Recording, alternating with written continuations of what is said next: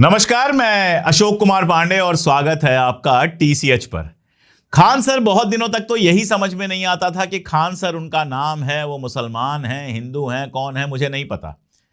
कई सारे उनके ऐसे वीडियोस मैंने देखे हैं, कई सारी ऐसी बातें सुनी हैं जिससे मुझे लगता था कि ये तो भक्त टाइप के आदमी हैं। माथे पर त्रिपुंड भी लगाया था उन्होंने। एक उनका बयान है कि सिंधु नदी में जहर मिला दीजिए ताकि सारे पाकिस्तानी मर जाएं।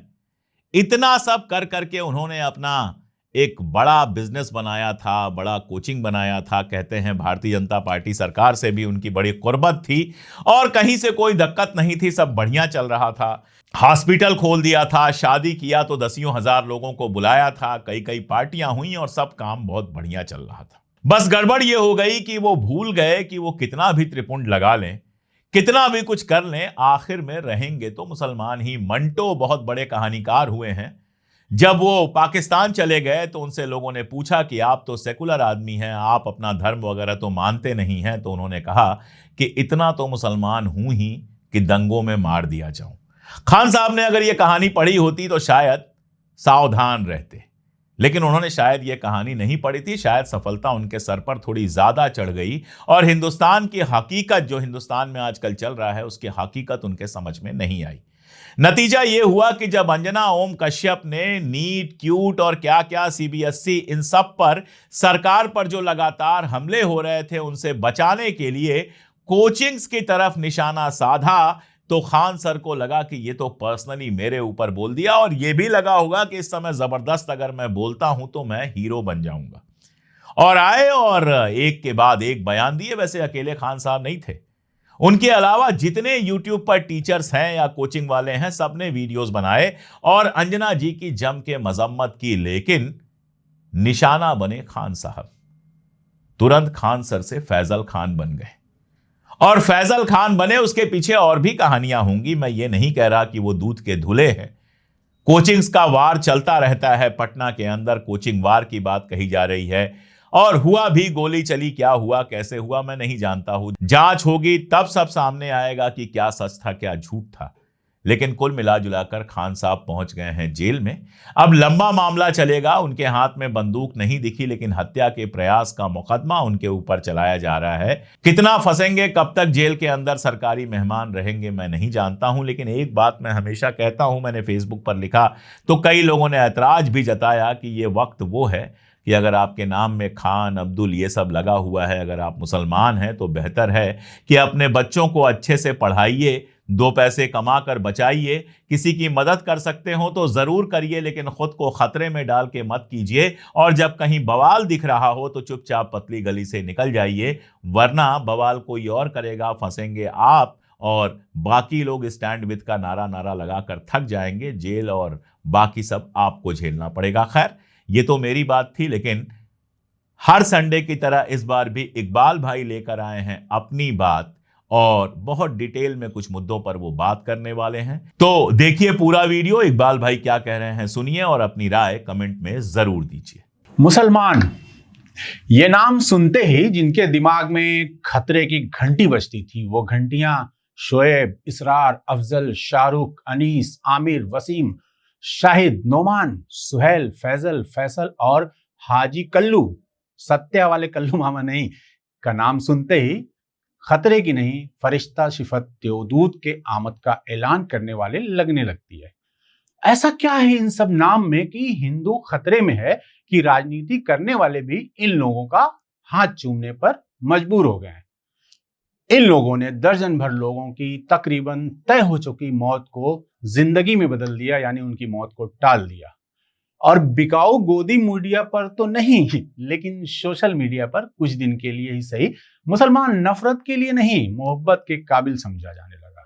आइए जानते हैं ऐसा चमत्कार कैसे हुआ। नमस्कार, आदाब, मैं हूं इकबाल और आप देख रहे हैं टीसीएच। दिल्ली के मालवीय नगर इलाके में एक दिल दहलाने वाली घटना घटी, जहां रियाजुद्दीन, शोएब, इसरार, इमरान के साथ वो सभी जिनका जिक्र मैंने शुरुआत में किया, नाम से ही पहचान लिए जाने वाले मुसलमान लड़कों ने बगैर किसी का धर्म देखे और तकरीबन दर्जन भर लोगों की जान अपनी जान दांव पर लगाकर बचाई। घटना 3 जून 2026 की सुबह की है। मालवीय नगर के हौज रानी इलाके के बीएनबी फ्लोरिश इन और उसके रेस्टोरेंट लेमन ग्रीन में आग लग गई। बेसमेंट में रेस्टोरेंट से शुरू हुई ये आग तेजी से ऊपर की मंजिलों तक फैल गई और सिर्फ 6 कमरों के बीएनबी यानी ग्राहक को बेड और ब्रेकफास्ट की सुविधा देने वाली सरकारी स्कीम का लाइसेंस लेकर लेकिन इल्लीगल तरीके से 25 कमरे में चलने वाले होटल में लगी आग करीब 2 दर्जन लोगों के मौत का सामान बन गई। इस हादसे में तकरीबन 21 लोग से ज्यादा की मौत हो गई, जिसमें कई विदेशी नागरिक भी शामिल थे। लेकिन सबसे दर्दनाक हादसा अग्रवाल परिवार के साथ हुआ, जिसके 8 सदस्यों की मौत हो गई। अग्रवाल परिवार साकेत स्थित मैक्स हॉस्पिटल में अपने 80 साल के बुजुर्ग राधेश्याम अग्रवाल का इलाज करवाने गुड़गांव यानी गुरुग्राम से अपने परिवार के साथ आया हुआ था और इस दुर्घटना में अग्रवाल परिवार के बच्चे, माँ बाप, रिश्तेदार यानी कुल 8 लोग जलकर राख हो गए। इस भयानक त्रासदी में स्थानीय मुसलमान हीरो बनकर उभरे। इलाके के मुस्लिम युवाओं और दुकानदारों ने अपनी जान पर खेलकर तकरीबन 1 दर्जन लोगों की जान बचाई। गद्दे, चादर और तकिए की शॉप चलाने वाले रियाजुद्दीन मंसूरी और उनके भाई ने अपनी दुकान के लाखों रुपए के गद्दे जमीन पर बिछाकर खिड़कियों से कूदने वालों को बचाया। इस जहरीले माहौल में उन्होंने ये नहीं देखा कि कौन हिंदू है और कौन मुसलमान, बस इंसानियत देखी। इसके अलावा वसीम, इसरार खान और शोएब खान आग के बीच बिल्डिंग के अंदर गए और लोगों को बाहर निकाला। अफसोस, ज्यादातर बाहर निकाले गए लोगों की जान नहीं बची। ये मुस्लिम युवा हीरो थे। इन्होंने साबित किया कि इंसानियत धर्म से ऊपर होती है। फिर भी देश का एक बड़ा वर्ग मुसलमानों को देश का दुश्मन मानता है और हर रोज सोशल मीडिया पर नफरत फैलाई जाती है। हर घटना में मुस्लिम शब्द देखकर लोग भड़क जाते हैं, लेकिन जब बात मदद की आती है तो वहीं मुस्लिम युवा हमेशा आगे नजर आते हैं। क्या ये दोहरा मापदंड नहीं है? क्या लोग इतने अंधे हो गए हैं कि अच्छाई को भी नजरअंदाज कर दे रहे हैं? एक तरफ 21 मौतों का दर्द, जिसके लिए जिम्मेदार इदारों में शामिल है दिल्ली सरकार का पर्यटन मंत्रालय, जिसके मुखिया कपिल मिश्रा हैं, जिनका हिंदू मुस्लिम करना एकमात्र एजेंडा है अपना मंत्रालय चलाने के अलावा। इसके अलावा दिल्ली एमसीडी, दिल्ली दमकल विभाग, जो एनओसी देने के लिए जिम्मेदार है ऐसे होटलों को, साथ ही दिल्ली पुलिस और दिल्ली सरकार भी इस हादसे, मैं तो इसे एक हत्याकांड कहूंगा, के लिए पूरी जिम्मेदार है। दूसरी तरफ वो आम मुसलमान जो बिना किसी भेदभाव के हर बार जान बचाने पहुंच जाते हैं, और उन्हीं मुसलमानों से हिंदुत्व को खतरा है। गौर से देखें तो खतरा धर्म के नाम पर लड़ाने वाले सत्ता के खिलाड़ियों से। एक तरफ राजधानी के पॉश इलाके में गैर कानूनी तरीके से 25 कमरों का होटल बिना किसी सुरक्षा उपाय के चल रहा था। यहां गौर कर लें कि उनको सिर्फ 6 कमरों का बीएनबी चलाने की परमिशन है। उनमें हुए हादसों में 21 लोग जान गंवा रहे हैं। वहीं दूसरी तरफ देखें कि आपसी विवाद में उत्तर प्रदेश के गाजियाबाद के खोड़ा इलाके में हुई एक हत्या को सांप्रदायिक रंग देकर बकरीद के त्योहार को पूरी तरह से खराब करने की कोशिश की गई। सिर्फ दिल्ली में नहीं, इस घटना को वायरल करके पूरे हिंदुस्तान में फैलाया गया कि और हर आदमी के दिमाग में यह बैठाने की कोशिश की गई कि मुसलमान क्या होते हैं। और हमेशा की तरह यूपी पुलिस खुद ही जज बनकर फैसला ऑन द स्पॉट करते हुए एनकाउंटर में अपराधी को निपटा देती है और फिर सरकारी अमला आरोपी के पूरे परिवार को सड़क पर लाने का पूरा इंतजाम कर देता है। आरोपी के घर पे नोटिस चिपका दिया जाता है कि घर अवैध जमीन पर बना है, खुद से घर गिरा दो नहीं तो सरकारी बुलडोजर गिरा देगा। ये एनकाउंटर और घर जमींदोज करने का फरमान सिर्फ इसलिए हुआ कि अपराधी असद का नाम मुसलमान वाला था और मरने वाला सूर्या हिंदू था। आप देखिए यहां पर कि उस इलाके में बहुत सारे मकान होंगे और जो इसी तरह की जमीन पर बने हैं, और दिल्ली में और एनसीआर में लगे हुए इलाकों में अवैध कॉलोनी का एक इतिहास है। लेकिन वहां पर सिर्फ एक नाम पर उंगली उठाई गई क्योंकि वो इस हादसे से जुड़ा हुआ है और हिंदू सेंटीमेंट खुश होता है इस तरह की कार्यवाही से। इतना ही नहीं, उस इलाके के मदरसे पर भी सरकारी ताला लग गया। इल्जाम ये लगा कि दमकल विभाग और प्रशासनिक अमले से एनओसी नहीं ली गई है। अब गौर करें, दूसरी तरफ एक पॉश इलाके में 6 कमरे की सरकारी इजाजत लेकर 25 कमरे का होटल धड़ल्ले से चलता है हल्ला तब मचता है कि जब मालवीय नगर जैसे हादसे में लोग जान गंवाते हैं। और एक जगह यह हादसा हुआ है, ऐसे 25 होटल वहां पर होंगे जो आज भी अवैध तरीके से चल रहे हैं, लेकिन उन पर खामोशी है। वहीं गांव मोहल्ले में चलने वाले गरीबों के शिक्षा के साधन पर सरकार बहादुर दमकल विभाग का प्रमाण पत्र मांग लेती है, वो भी इसलिए कि जब एक मुस्लिम हत्या आरोपी उस इलाके का हो। इससे एक प्राइमरी स्कूल जिसे मदरसा कहा जाता है से क्या संबंध है? सिर्फ यही कि दोनों का संबंध मुसलमानों से है।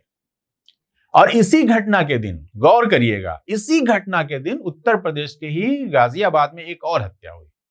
इंटरनेशनल पैरा एथलीट चिराग त्यागी की हत्या एक दूसरे पैरा एथलीट यश खटीक ने गोली मारकर कर दी।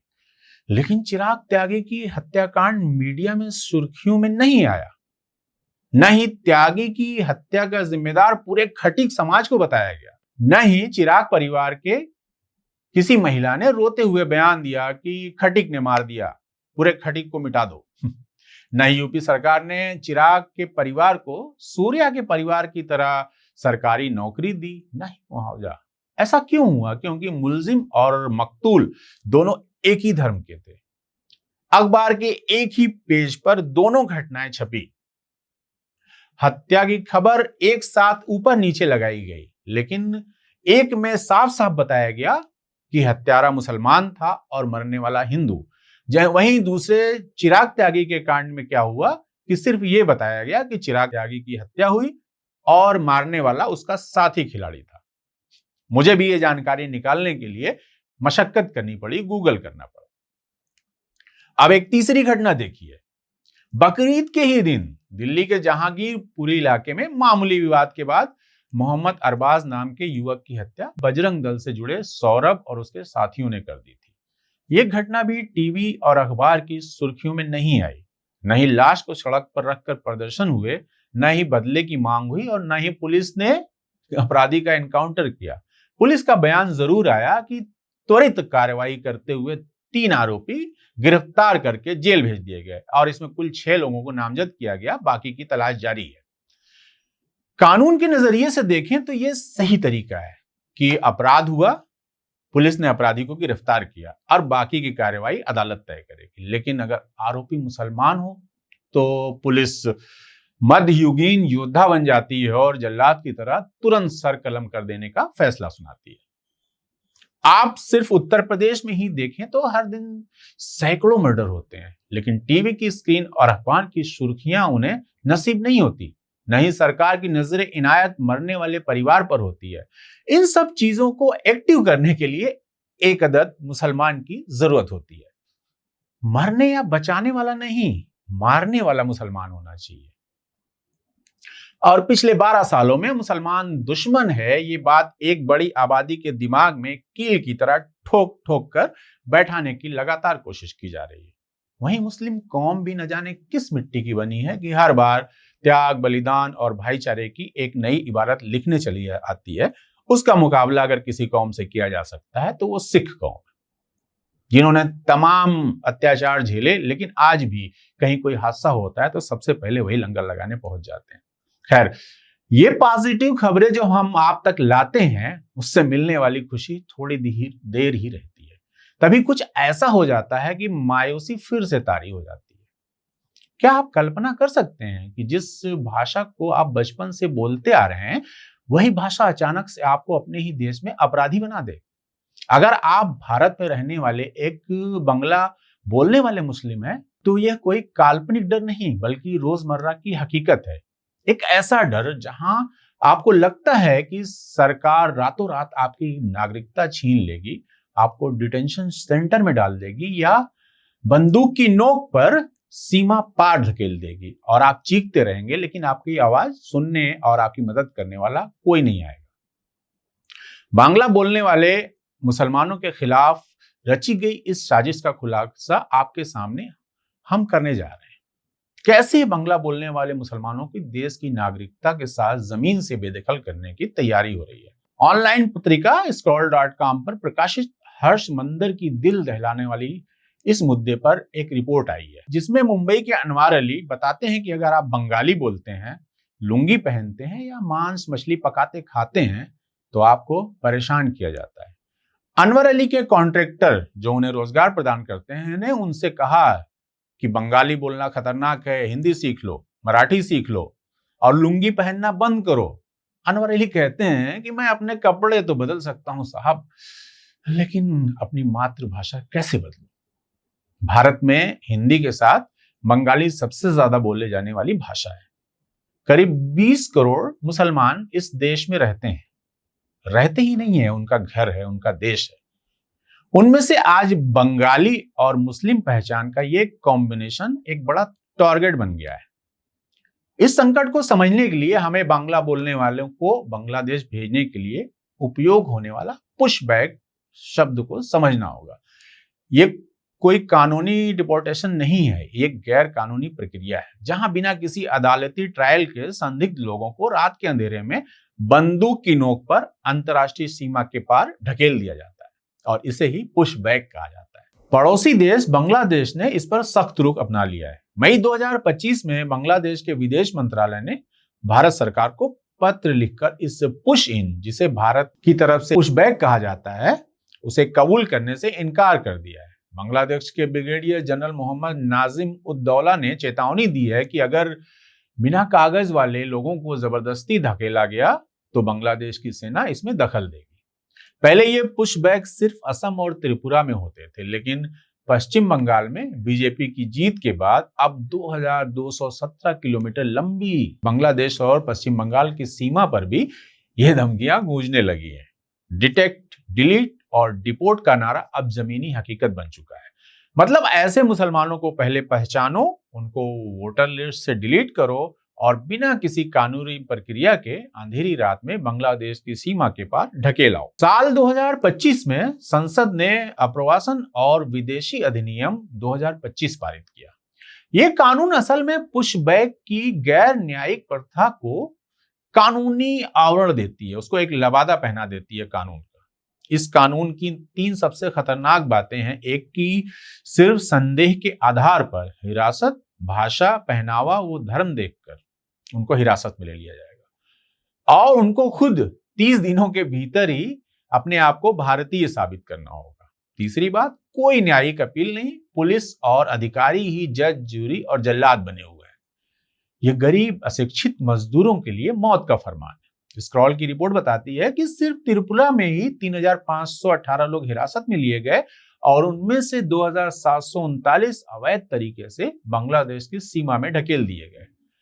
अहमदाबाद में ही करीब 7000 घर, जो पड़पट्टी कह लो आप, बुलडोजर से गिरा दिए गए। scroll.in की रिपोर्ट बताती है कि मुंबई के राजमिस्त्री नजीमुद्दीन शेख को पुलिस ने पीटा, दस्तावेज फाड़े और मुंबई से उठाकर कई दर्जन बांग्ला बोलने वालों मुसलमानों के साथ सेना के विमान में त्रिपुरा स्थित बांग्लादेश की सीमा पर ले गए और उन्हें उस पार ढकेल दिया। सोचिए कितना संगठित एक ये कार्यक्रम चल रहा है। असम के खैरुल इस्लाम और 69 साल की मलका खातून को रात के 3 बजे अकेले बांग्लादेश की सीमा के पार ढकेल दिया गया। यह सिर्फ सीमा का मुद्दा नहीं, पूरे देश में मुसलमानों के घरों पर बुलडोजर, डिटेंशन सेंटर और डर का साया है।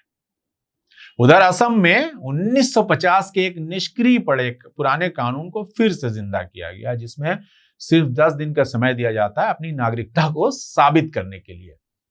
ह्यूमन राइट वॉच कह रही है कि राजनीति का लाभ लेने के लिए बंगाली मुसलमानों को निशाना बनाने की साजिश है। राजनीतिक लाभ कैसे? कि मुसलमानों को निशाना बनाओ, उन्हें देशद्रोही साबित करो, विदेशी साबित करो, बाहर करो और हिंदू जनमानस को खुश करो, उनके ईगो को सेटिस्फाई करो। 2019 के CAA विरोध में बेवतन शब्द गूंजा था, आज वही डर हकीकत बन रहा है, जिसे नैतिक जनसंहार आप कह सकते हैं। सवाल यह है कि अगर आज बंगाली बोलने पर आवाज दबाई जा रही है तो कल आपकी भाषा और पहचान की बारी आएगी। सिर्फ मुसलमानों की बात नहीं है।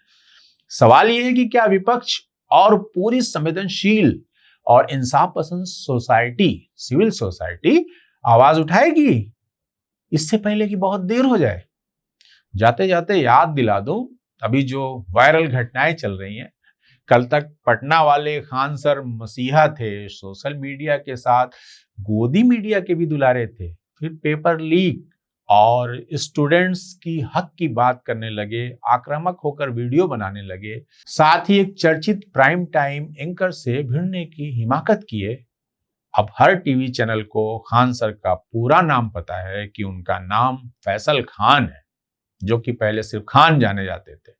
हेडलाइन से अब खान सर का रेस्पेक्टेड नाम गायब है और उनकी जगह फैसल खान चिपक गया है, जिसको पढ़ते ही गैंग्स ऑफ वासेपुर वाला फैसल खान याद आता है। अब खान सर की यही पहचान है, सस्ती कोचिंग, सस्ता हॉस्पिटल, अब सब इस नाम के बैकग्राउंड में चला गया। तो आज के लिए इतना ही। देखते रहिए TCH और सोचते रहिए कि देश में चल क्या रहा है। बहुत बहुत शुक्रिया।